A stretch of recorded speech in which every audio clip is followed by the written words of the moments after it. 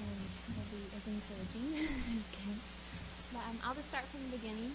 My grandpa, I'm not sure how much you filled him in just a little bit, but my grandpa started a youth ministry in the 70s when he came to the knowledge of the Lord and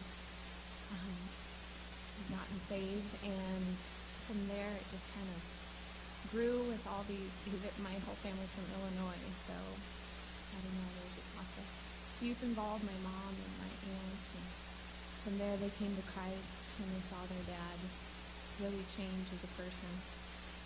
And then a few years in, actually my dad came to know Jesus through that whole ministry as well. And my dad's dad had died when he was 8 years old, so my mom's dad became more like a dad to him and became his discipler and spiritual father and his spiritual dad. And anyway, from there, my grandpa knew that he was supposed to kind of go on the road with this kind of ministry and focused on youth and speaking to young people.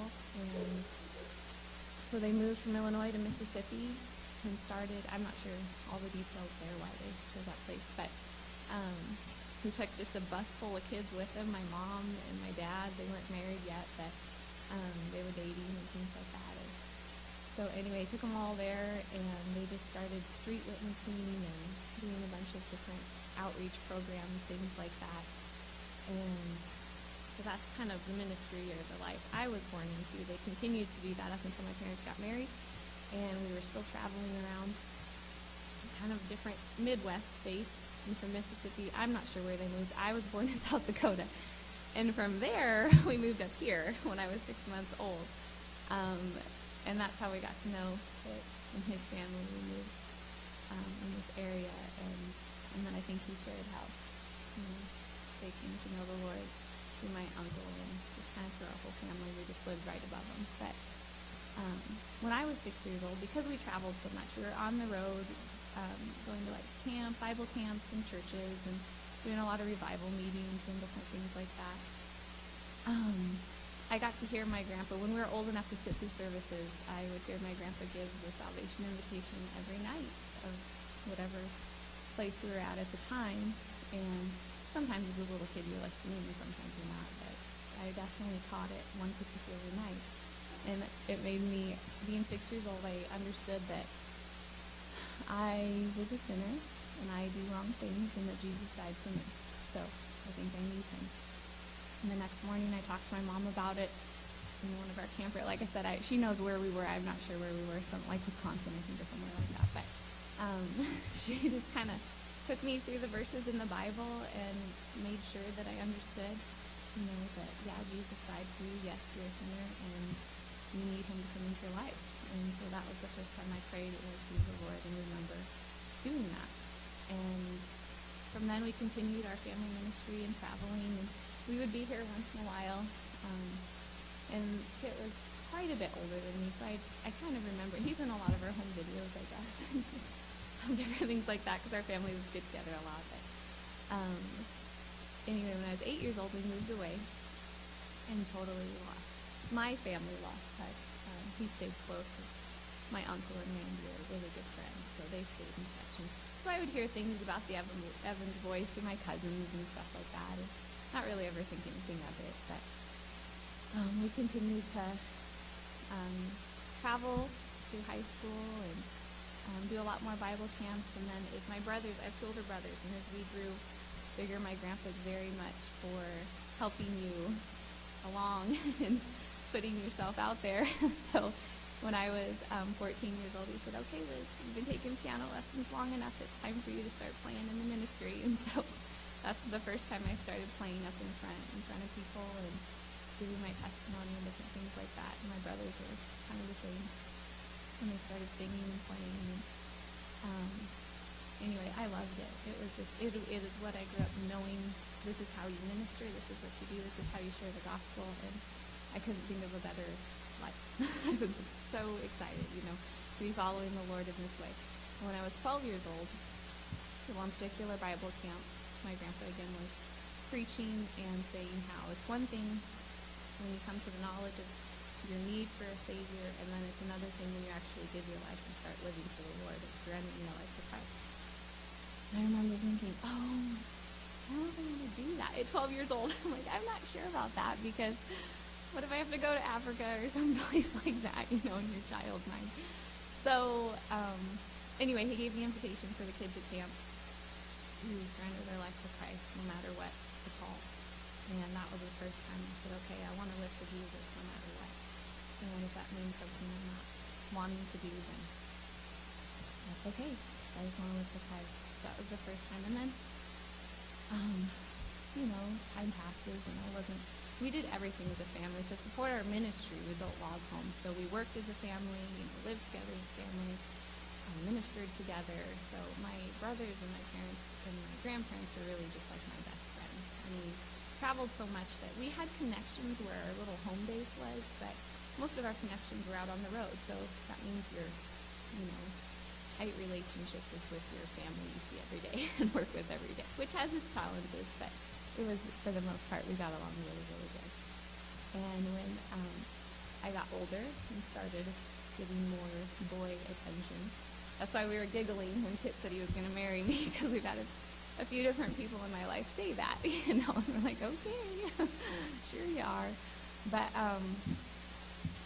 my parents kind of had a rule: if you're not going to marry the person, there's no reason to date them. So I didn't date around or do anything like that. I just was kind of waiting for the one. And when I was 18 years old, I thought that one came along, and he was a really good friend of my brother, and he was just a really nice guy. He started traveling with us too, doing more ministry and working with us. He grew up building log homes like my family, and so we just kind of worked together, spent a lot of time together, and I just thought, this is the guy. I really, really, really like this guy. And then started praying about it, and he'd already been talking to my dad, and I was praying so hard that this would be the guy, that I think this was a time in my life where the Lord just gave me my desires, but I don't think it was God's best. And anyway, so we started dating, and my dad really liked him too, but it was kind of just like Kit. He said, okay, yeah, sure. We'll see where it goes. We'll see where his heart is. He seemed to have a great, and he does have a really good heart for the Lord, and he fit into our family really well, and the plan was to just continue ministering together and traveling with us. And as time went along, though, you just know when it's not the right relationship. And I started getting just a lot of anxiety, and I always knew, looking back, I always knew that the Lord was kind of prompting my heart that this isn't what I want, this is what you want. And I just kind of kept bucking against that, and I'm like, no, I know this is a good thing, and he's a good guy. And very stressful when you're in a relationship you're not supposed to be in.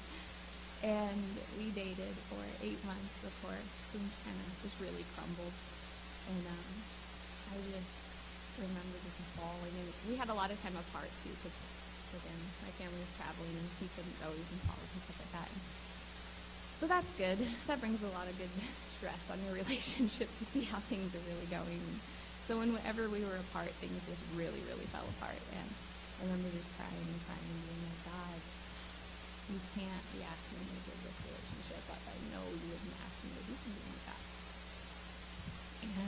And just reading my Bible, I remember thinking, well, just the Lord kind of spoke to my heart saying, are you going to love me more? Are you going to love this person more? Who's on the throne of your heart? And in that moment, I just knew, I was like, Christ was not on the throne of my heart anymore. I had made this person that, put him there. And I think that's why there was, again, so much stress in the relationship, because I was trying to put him in a position where he fulfilled everything. And, this relationship's not messed up. It was not a good place. I was not in a good place. And my parents were warning me. I could see my dad saying little things like, I don't know about this. I don't know about that, and he's very good. Mr. Cautious there. But, I was very rebellious against that and very dishonoring to my parents. And that's why when Kit came along and when my dad was going to say no and I was going to say no, it was because I so badly wanted to honor my parents this time around, because I would not listen to them the first time around. And so I was just trusting the Lord that he was going to direct my parents with who I was supposed to be with, and I could honor them in that. So that was scary. That was a trust thing. I mean, I trust my parents, but, that's still kind of nerve-wracking. But anyway, that day, that choice came down to who are you going to choose? Are you going to choose me to be on the throne of your heart or this person? And so I knew that I needed to break it off with that guy. And I did. And it was really painful. And through that experience, I just couldn't believe how the Lord showed me his love through that entire thing, and how in that year I had been, in a way, in my own Christian way, rebelling against Christ and not listening to him, not listening to my parents, and it just kind of, doing things that I never thought I would do, but listening to those voices that say, it's okay, you are going to be married, we both are planning on getting married, it's fine, you can do this kind of stuff. And coming to the realization of your sin and just seeing the depth of the love of Christ was incredible to me. So he brought a lot of good out of that. And the one I wanted to share with you, the one scripture he really just kind of opened my eyes to was in Ephesians 3. And it